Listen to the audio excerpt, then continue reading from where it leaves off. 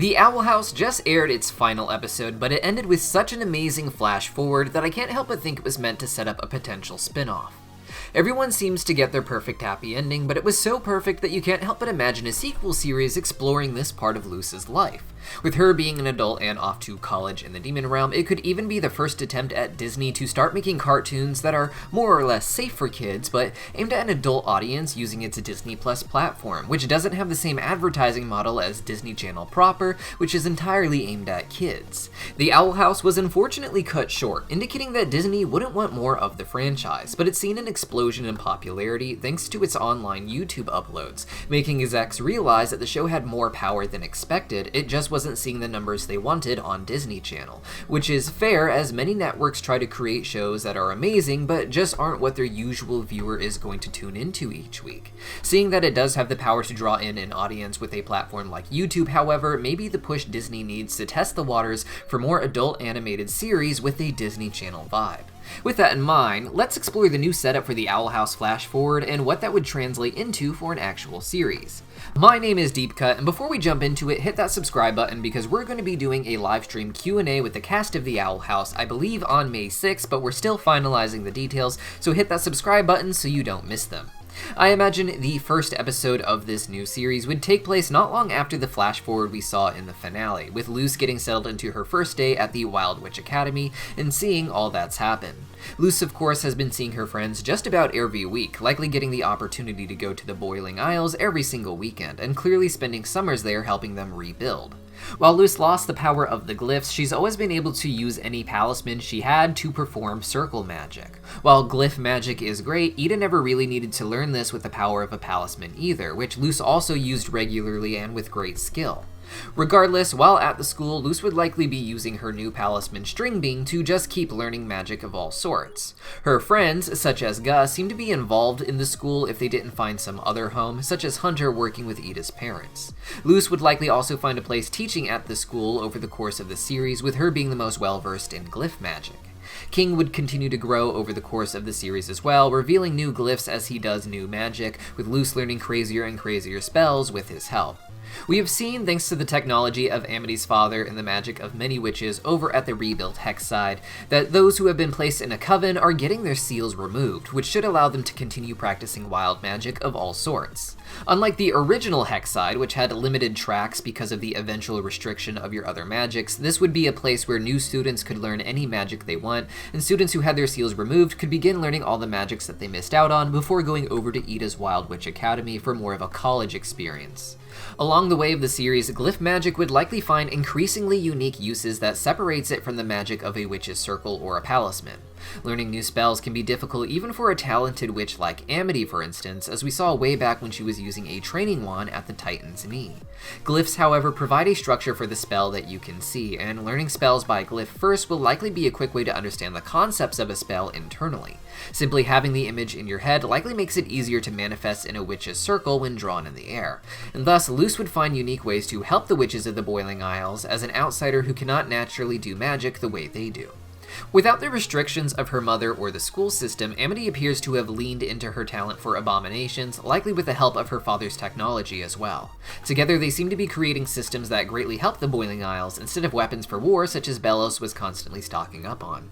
She and Luce seem to have their happily ever after here, and I imagine the show would largely focus on them being able to just explore their relationship now that they aren't separated by school or dimensional barriers.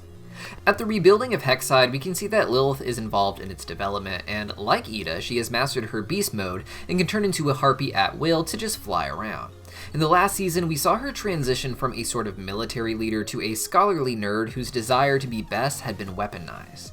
At the new Hex side in the Wild Witch Academy, she'd be able to use her talents and mind not for battle, but for passing on more information to as many witches as she can, as in a place like the Boiling Isles, an educated population makes it so that everyone can care for themselves and each other with their inherent abilities and magic. I imagine many episodes being similar to the one where Lilith took Luce traveling in time, with Lilith constantly uncovering new things to research and explore, and Luce tagging along to help. At this new Wild Witch Academy, Ida makes the most sense as headmaster, as she has the most experience as a wild witch, as while the Emperor's Coven didn't have the powers sealed the way that the lesser covens did, I imagine there was some sort of restriction they had to keep Belos as the most powerful among them. Ida also learned her magics the wild way, being able to access things naturally and through study that were likely kept hidden from the Emperor's Coven on purpose, again to keep Belos in a higher position of power. In addition to these crews working on and at the two schools, we also saw a sort of secondary team or family pop up in the form of Hunter and Willow. Hunter had lost quite a bit, but in Flapjack's sacrifice had come to experience what true love feels like from someone who would give their life for you, not kill you over and over again like Belos did to the Hunter Grimwalkers. He of course had a budding romance with Willow, and together they appear to be working for Dell as part of a new Palisman system. Palisman were on the verge of extinction, with the Palistrum trees being over-harvested, something that seemed to be largely the fault of Belos, who needed it to maintain his form after years of dark magic to keep him alive. Without him ending the life of Palisman, who otherwise seemed to be very long-lasting creatures, Palistrum have become easier to farm and produce. Ida's father Dell has been carving out Palisman his entire life and has been teaching Hunter from the looks of it, who has a new bluebird Palisman by his side. While it wasn't stated in the show, many people believe that Hunter is somehow related to Ida's family. Hunter is a Grimwalker for Belos' brother, who loved and impregnated a witch from what we can see in the portraits of Belos' mindscape. Many fans theorize that this witch was an ancestor of Ida, and of course, by extension, her father Dell. Perhaps this was left intentionally ambiguous to leave a little mystery for these characters to uncover if the Owl House ever gets a revival. Willow as well seems involved in this business, with her plant growing powers being exactly what they need to help with the growing of Palistrum wood. The Bat Queen is also involved, likely making sure that Palisman don't just get a good home, but that people know to return a Palisman instead of abandoning it. Perhaps her stories of the Palisman of the past will inspire new generations to be more close to their Palisman and treat them like family. In a potential spin-off, I also expect to learn who the Bat Queen was a Palisman to, as I suspect it's still just King's father from a time when he was much smaller. Then of course there is the Collector. The Collector agreed to go back to the Archivists, the older collectors, and try to grow in the environment more made for him. This surprised me because the Archivists seemed to banish the Collector to the realm of the Titans, who we know to be one of the only creatures capable of killing Collectors, and also the species that the other Collectors were specifically trying to destroy. It sounds like they had a plan to kill off the Collector in their general battle against the Titans, using the Collector as a sort of shield, and perhaps even hiding their own identities behind the Collector.